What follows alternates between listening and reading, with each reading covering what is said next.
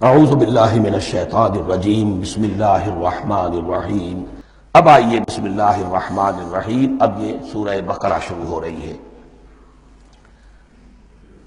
سورۃ البقرہ 286 آیات پر مشتمل ہے، تقریباً 2.5 پاروں پر پھیلی ہوئی ہے۔ ہر شخص جانتا ہے کہ یہ قرآن حکیم کی حجم کے اعتبار سے سب سے بڑی سورت ہے، لیکن یہ معاملہ صرف حجم کا نہیں ہے۔ نبی اکرم صلی اللہ علیہ وسلم نے اسے سنام القرآن قرار دیا ہے۔ آپ نے فرمایا لِكُلِّ شَيْءٍ سَنَامٌ، ہر چیز کی ایک چوٹی ہوتی ہے، جیسے اونٹ کا کوہان ہوتا ہے۔ وَسَنَامُ الْقُرْآنِ الْبَقَرَةُ، سنام القرآن، قرآن کی چوٹی جو ہے وہ سورۃ البقرہ ہے۔ یہ نوٹ کر لیجئے جو میں نے کل آپ کو جو مختلف مکی اور مدنی صورتوں کے گروپوں کے بارے میں بتایا تھا کہ یہاں سے اب پہلی منزل بھی شروع ہو رہی ہے اور پہلا گروپ بھی شروع ہو رہا ہے، اور اس کے ساتھ جو اگلی صورت آئے گی وہ اس کا جوڑا ہے، سورہ آل عمران، جس کی سب سے نمایاں علامت یہ نوٹ کیجئے، یہ بھی الف لام میم سے شروع ہوئی، اگلی بھی الف لام میم سے شروع ہوگی۔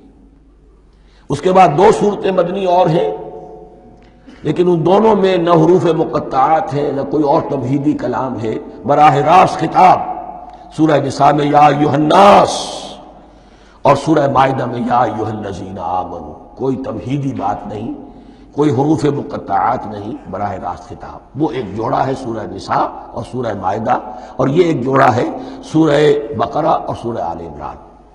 سورہ بقرہ اور سورہ آل عمران کو نبی اکرم صلی اللہ علیہ وسلم نے الزہراوین بھی قرار دیا ہے۔ زہرا کہتے ہیں بڑی روشن چیز کو، یہ حضرت فاطمہ رضی اللہ تعالی عنہ کے نام کے ساتھ آتا ہے، فاطمہ الزہراء، تو زہرا بہت روشن دمکتی ہوئی شے۔ الزہراوین، یہ 2 نہایت دمکتی ہوئی صورتیں ہیں جو قیامت کے دن 2 بدلیوں کی شکل میں ظاہر ہوں گی، حضور نے فرمایا، اور جو لوگ ان صورتوں سے محبت کرتے تھے ان پر سایہ کریں گے۔ اللہم ربنا اجعلنا منہم، ہمیں اللہ تعالیٰ ان میں شامل فرما دے۔ اس سورہ مبارکہ کو 2 حصوں میں تقسیم سمجھیے۔ ویسے تو یہ کہ رکوع آئیں گے، پارے بھی بدلیں گے اس میں، لیکن حصے 2 ہیں۔ پہلے حصے میں اصل روح سخن سابقہ امت مسلمہ سے ہے، یہود سے، بنی اسرائیل سے۔ دوسرے حصے میں اصل خطاب موجودہ امت مسلمہ سے ہے، امت محمد سے صلی اللہ علیہ وسلم۔ پہلے حصے میں 18 رکوع ہیں لیکن آیات 152 ہیں، دوسرے حصے میں 22 رکوع ہیں لیکن آیات 134 ہیں۔ گویا کہ اس سے آپ کو توازن نظر آئے گا کہ اگرچہ ادھر رکوع کی تعداد کم ہے 18، لیکن آیات کی تعداد زیادہ ہے 152۔ دوسرے حصے میں رکوعوں کی تعداد زیادہ ہے 22، لیکن آیات کی تعداد 134۔ اسی لیے اس کا ایک نام میں نے تجویز کیا ہے، وہ اس لیے تاکہ کچھ حقائق آپ کے ذہنوں میں ان ناموں کے حوالے سے بھی انشاءاللہ محفوظ ہو جائیں گے۔ سورۃ الامتین، 2 امتوں کی سورت، اس لیے کہ تقریباً نصف اس کی ساری بحث جو ہے، مرکزی بحث، وہ سابقہ امت مسلمہ بنی اسرائیل، اور دوسرا نصف اس میں سارا خطاب وہ ہے موجودہ امت مسلمہ یعنی امت محمد صلی اللہ علیہ وسلم۔ اس کا جو پہلے 18 رکوع ہیں یا پہلا حصہ ہے، اس کے اندر ڈویژن فردر ہوگی ورٹیکل، عمودی، پہلے 4 رکوع، پھر 10 رکوع، پھر 4 رکوع۔ لیکن جو 22 رکوع ہیں دوسرے حصے کے، دوسرے نصف کے، اس میں ڈویژن جو ہے جو ہاریزونٹل ہے، وہ افقی تقسیم ہے، عمودی نہیں، افقی۔ وہ میں بعد میں بیان کروں گا جب ہم وہاں پہنچ جائیں گے۔ ان کو پہلے سمجھ لیجئے کہ اس پہلے حصے کی جو تقسیم میں نے کی ہے، پہلے 4 رکوع، پھر 10 رکوع اور پھر 4 رکوع۔ پہلے 4 رکوع یوں سمجھیے کہ پورے قرآن مجید کے لیے اس کی حکمت اور فلسفے کا جو حصہ مکی قرآن میں بیان ہو چکا تھا اس کا خلاصہ ہے۔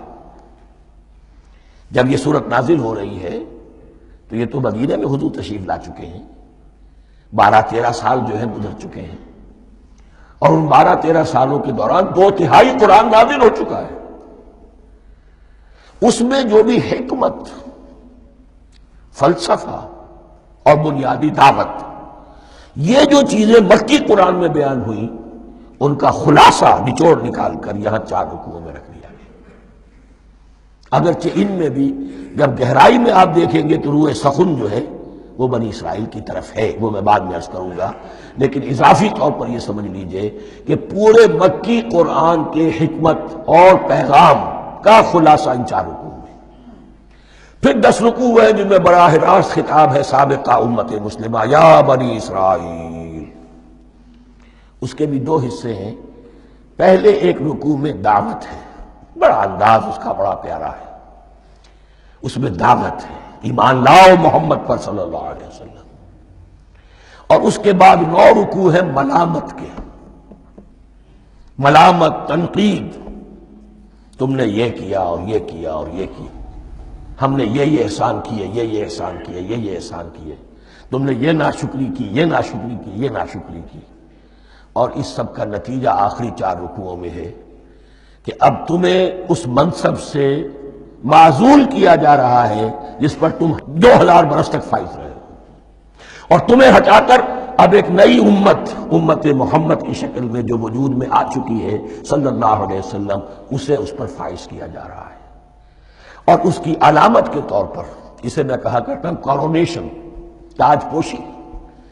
ایک امت معزول، دوسری امت اس کا نصب ہو رہا ہے، اس کی تاج پوشی کے لیے سمبل، علامت کیا ہے؟ قبلہ تحویل۔